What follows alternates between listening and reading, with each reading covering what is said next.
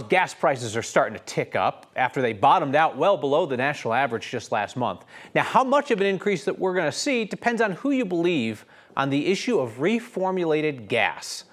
Democratic Governor Jared Polis is trying to get the EPA to drop a clean air requirement that will force gas stations on the Front Range to use this reformulated gas during the summer ozone season.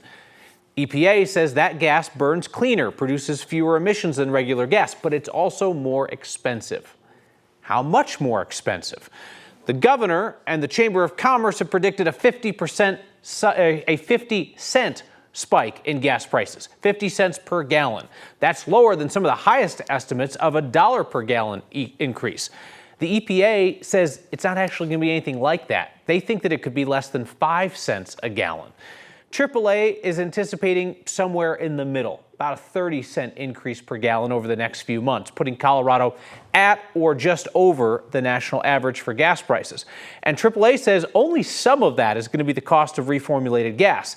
It's also about international market conditions and supply chains and increased summer travel.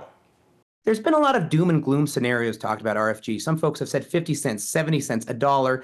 That doesn't bear out in the data. I think the 15-cent jump that we've seen in the past week is largely attributable to that. I wouldn't be surprised if we saw another 15-cent jump over the next couple weeks. And I wouldn't be surprised if Colorado ends up tacking 1-to-1 with the national average, which again right now sits at $3.60.